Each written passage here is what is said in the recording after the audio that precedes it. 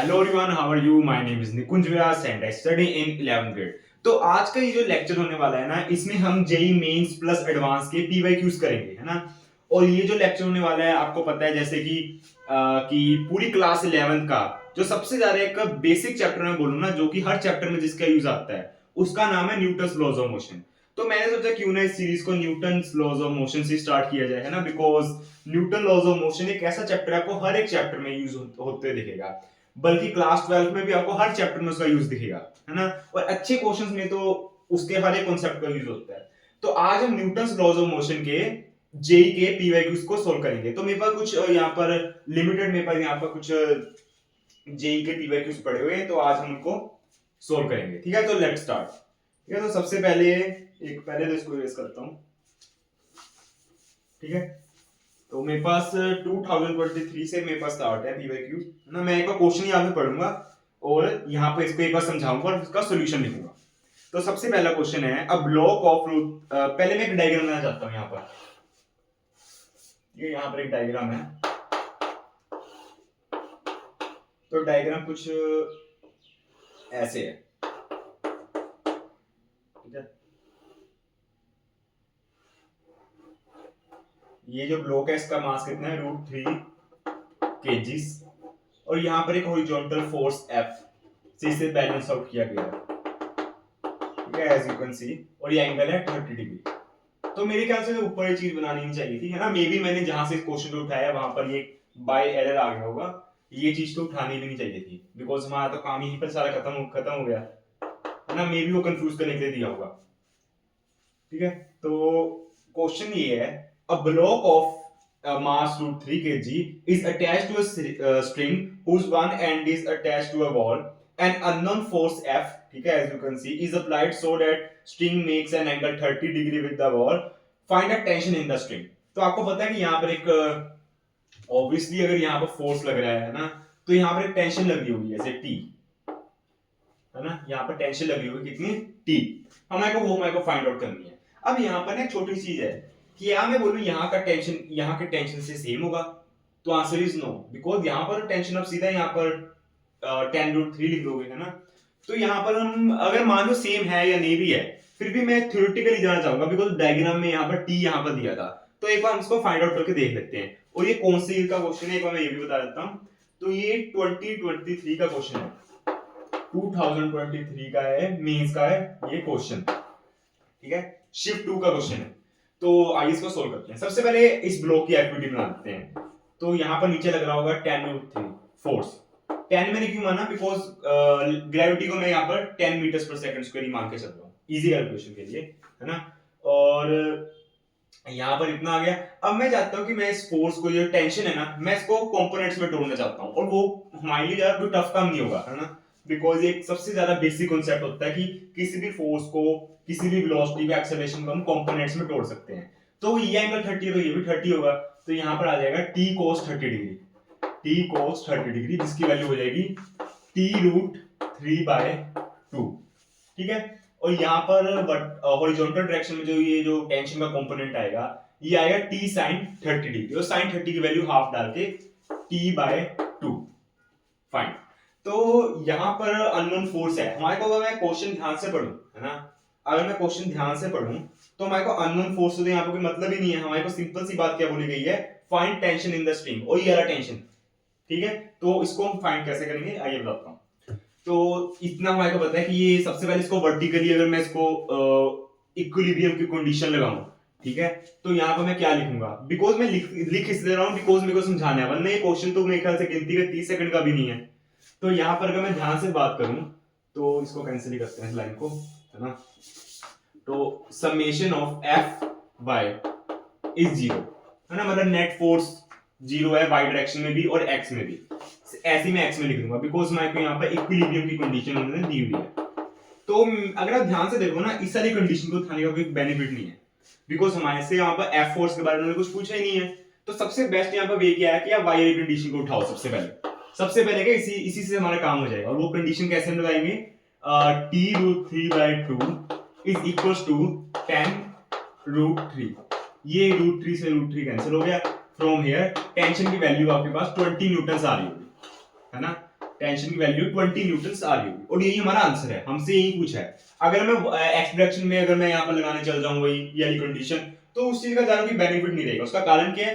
कारण ये है बिकॉज यहाँ से हम ज्यादा से ज्यादा एफ की वैल्यू फाइंड आउट करेंगे, तो एफ की वैल्यू तो ऐसी फाइंड आउट हो जाएगी, कितनी आएगी 10 न्यूटन। तो यहाँ से मैं एक बारी फ्रॉम हियर मैं एक बार फिर से बोल देता हूँ, एफ की वैल्यू हम मैंने क्वेश्चन में पूछा नहीं था, पर एज ए मैंने बोल सकते हैं इंटरेस्ट पॉइंट ऑफ व्यू से मैंने ऐसे ही फाइंड आउट कर दी, जो कि आएगी 10 न्यूटन।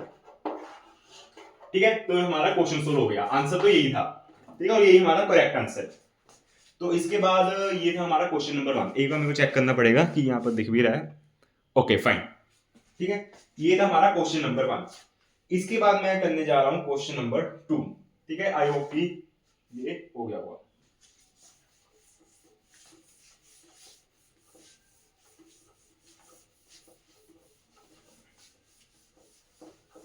ठीक है, तो क्वेश्चन नंबर 2, तो क्वेश्चन नंबर 2 जो है वो भी जेईई मेंस 2023 का है और शिफ्ट 1 का है वो। ओके, तो वहां पर बोला गया है at any instant the velocity of a particle of mass 500 ग्राम। तो मास कितना दिया है पार्टिकल का? 0.5 kg, यानी कि 500 ग्राम्स। ठीक है, fine. Then at any instant the velocity of the particle of mass 0.5 kg is given by, तो वेलोसिटी किसी भी इंस्टेंट में हम फाइंड आउट कर सकते हैं, कैसे? 2t i cap plus 3t square j cap। ठीक है, ये मीटर्स पर सेकंड में है। ओके, तो ये वेलोसिटी का हमारे को वेक्टर फॉर्म में हमारे को दी हुई है। If the force acting on the particle at t equals to 1 second,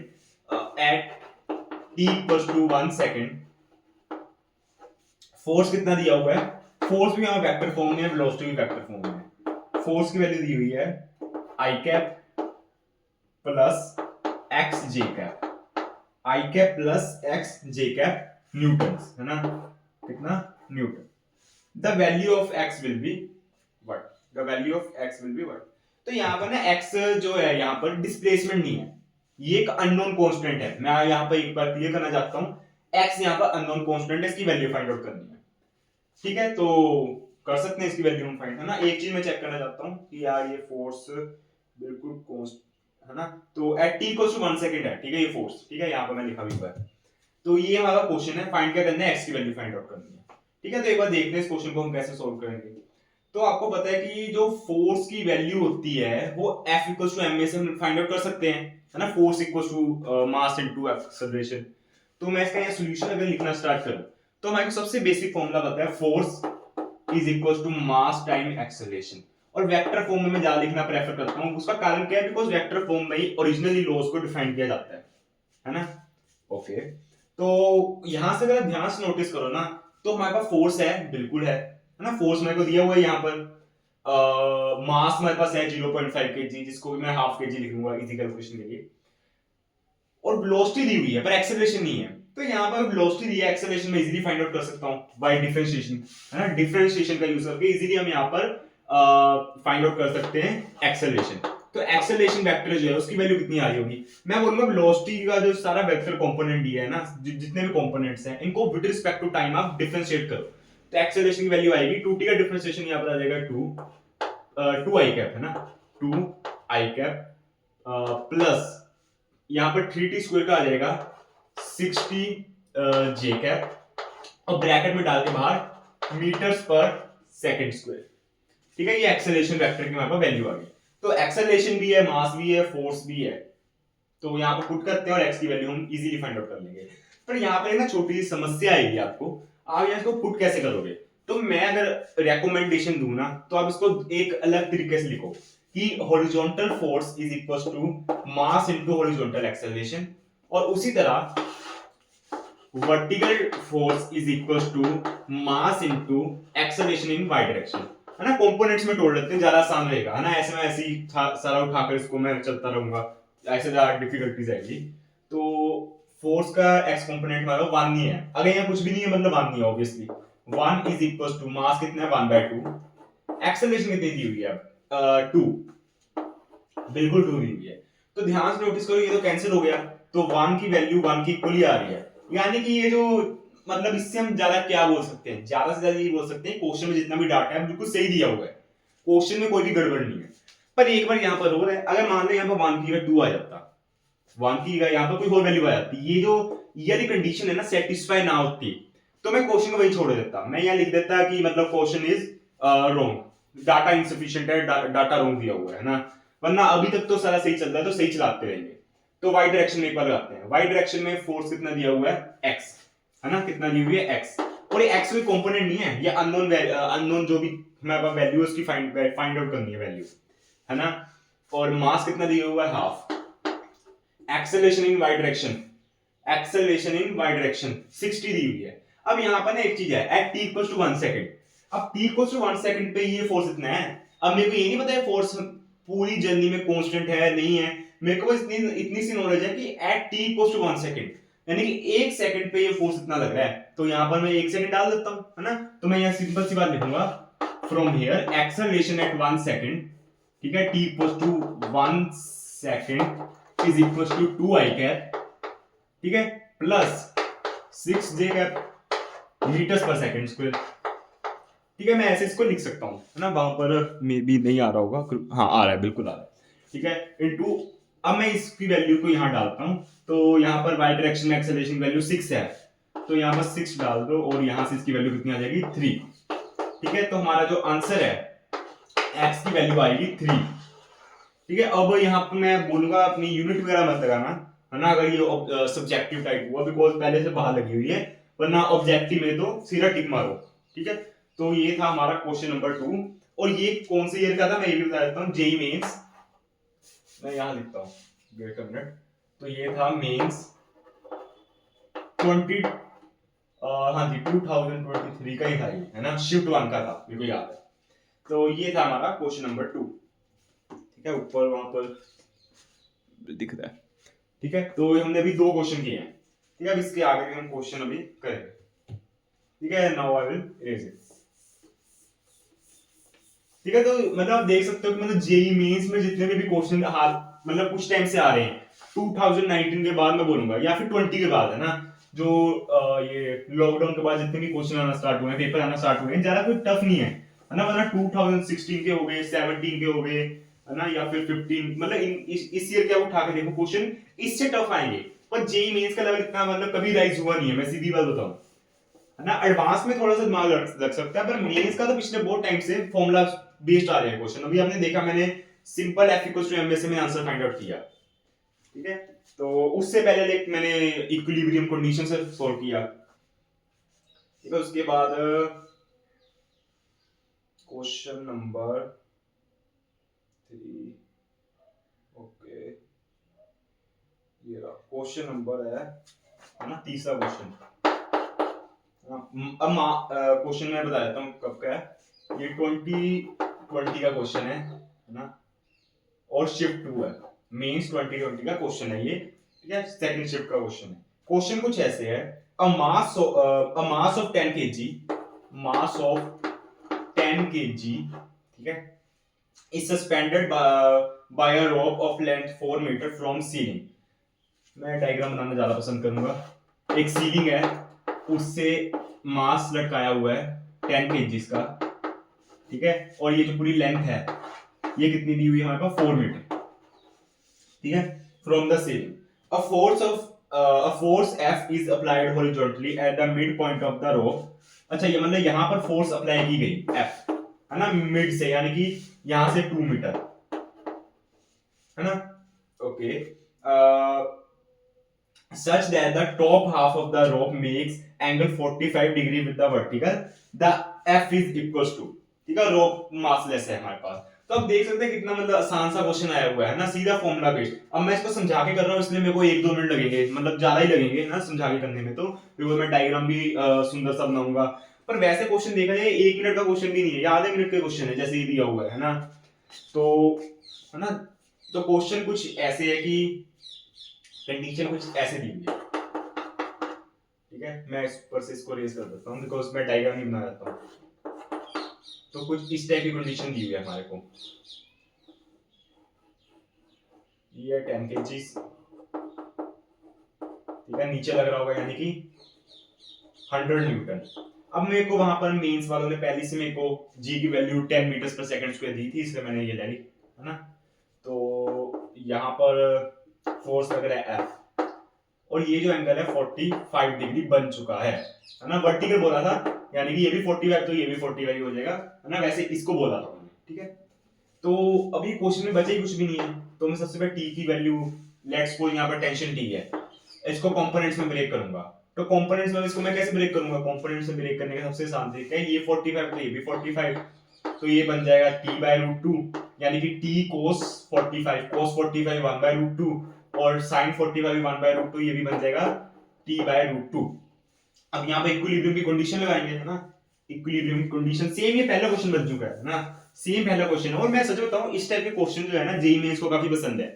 अगर आप इस टाइप के क्वेश्चन कर रहे हो ना, यानी कि मतलब मैं ये नहीं बोलूंगा कि एडवांस के लिए आप तैयार हो, बिकॉज काफी आसान क्वेश्चन है, पर मेंस को ऐसे क्वेश्चन काफी पसंद है कि मतलब इक्विलिब्रियम वाले, बिल्कुल, है ना। अभी मैं कराऊंगा एक दो और क्वेश्चन ऐसे मेरे पास पढ़े हुए हैं, तो फिर अब मैं बैलेंसिंग वाली कंडीशन एक बार लगाऊंगा।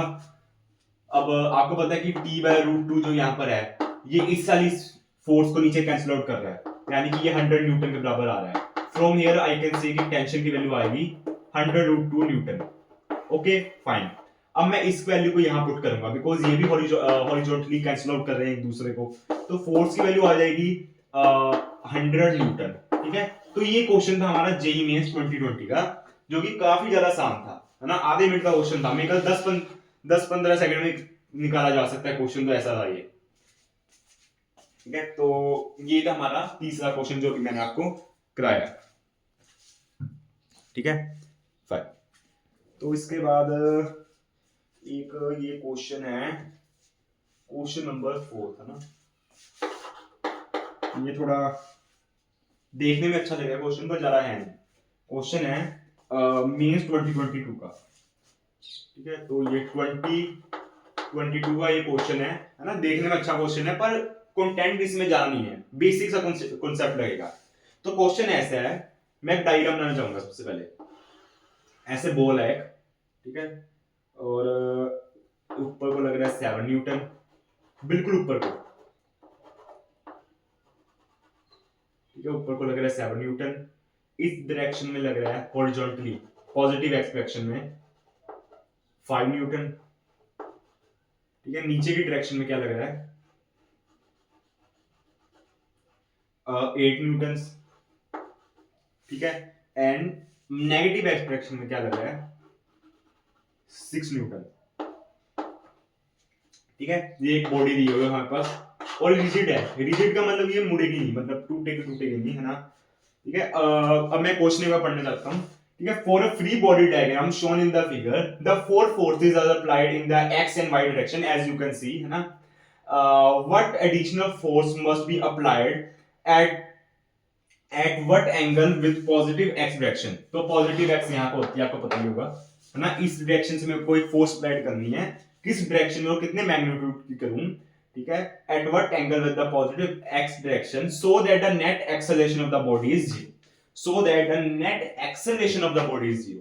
अब यह ध्यान से देखो ना, तो मैं तो सिंपल सी बात बोलूंगा, ये तो कराने लायक भी नहीं है क्वेश्चन, है ना। ये कराने लायक भी क्वेश्चन नहीं है, ऐसा क्वेश्चन है, पर फिर भी चलो करके देख लेते हैं एक बारी। तो आपको पता है कि नीचे की डायरेक्शन में नेट फोर्स लग रहा है। अब देखो ये जो फोर्सेस है ना, इनको छुपा दो जब आप एक डायरेक्शन को सोल्व कर रहे हो। वाई डायरेक्शन में इनका भी काम नहीं है, दोनों का, इनको छुपा दो, इन दोनों का काम है। तो नीचे की डायरेक्शन में कितना नेट फोर्स लग रहा है 1 न्यूटन, कितना लग रहा है 1 न्यूटन, ठीक है। 1, मैं तो इसको इधर लाऊंगा बिकॉज यहीं से थोड़ा समझा दूंगा। तो नीचे की डायरेक्शन में नेट फोर्स कितना लग रहा है 1 न्यूटन, ठीक है। और अब है ना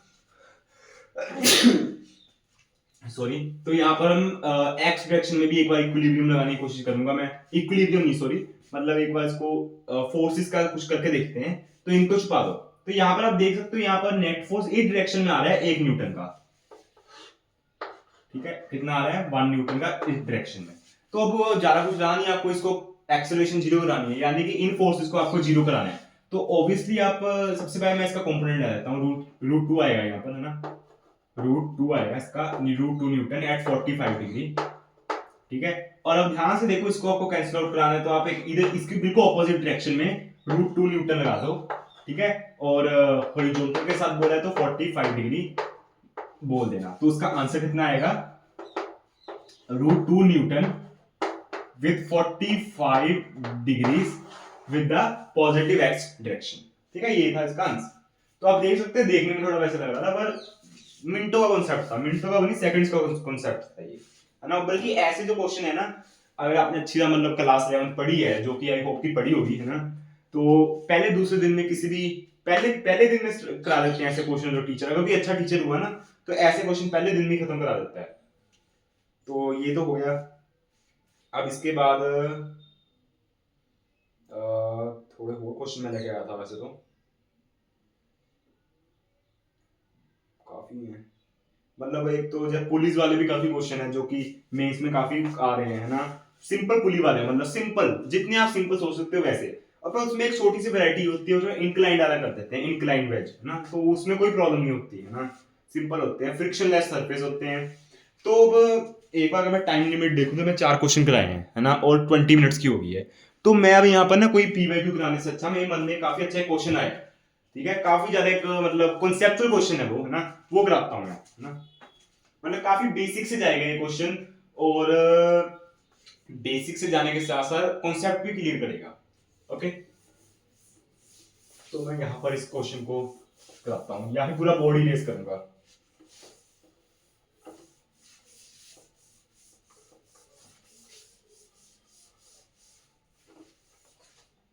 ओके, सो क्वेश्चन कुछ ऐसे है, मैंने अपनी तरफ से बनाया, अभी ज्यादा मेरे पास की स्टेटमेंट वगैरह नहीं है, पर अच्छा क्वेश्चन है, इतना मैं स्टार मार्क मैंने कर दिया है। आपको काफी अच्छा मतलब क्वेश्चन लगेगा ये, मतलब कॉन्सेप्चुअल क्वेश्चन होगा।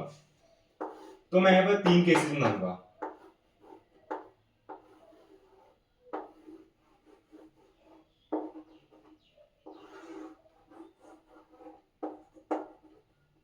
ठीक है, सबसे पहले ये केस, उसके बाद एक और केस बनाऊंगा।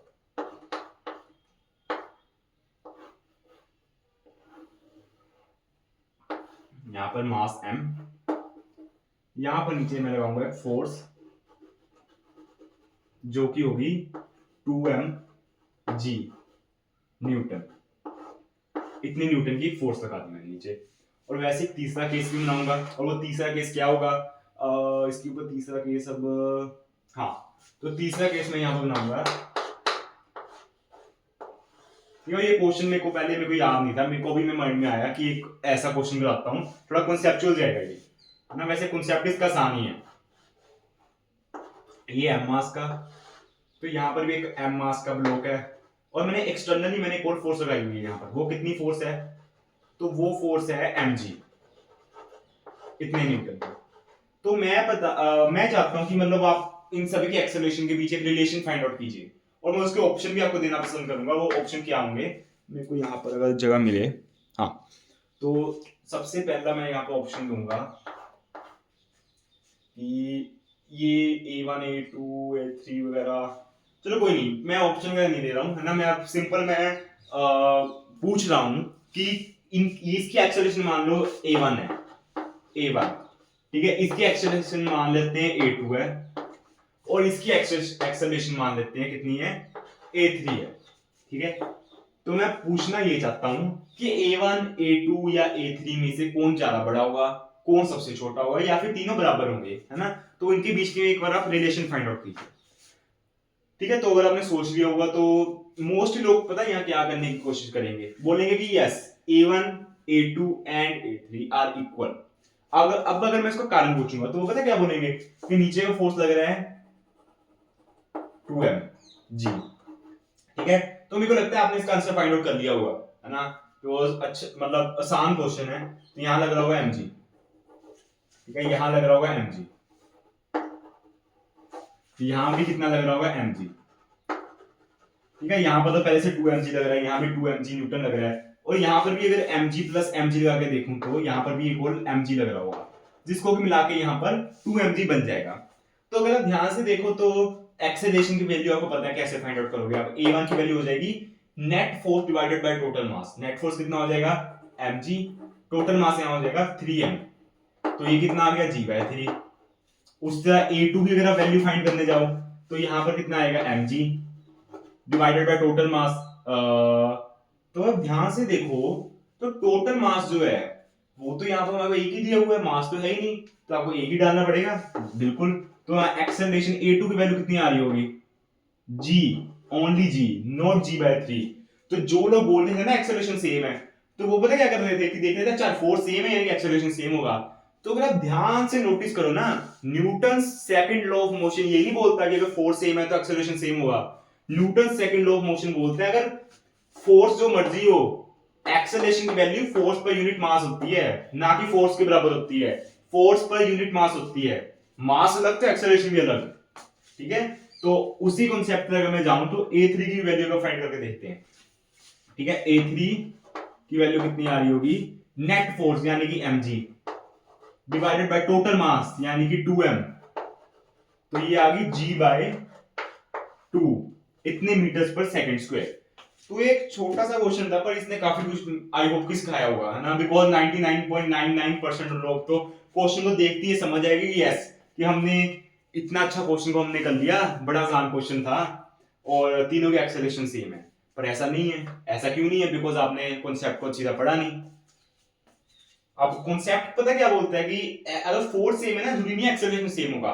मासेस के ऊपर अब ध्यान देखो, मास यहाँ पर है, यहाँ पर मास ही नहीं है, यहाँ पर आधा मास दिया हुआ था, एक्सेलरेशन की वैल्यू अलग अलग आ गई।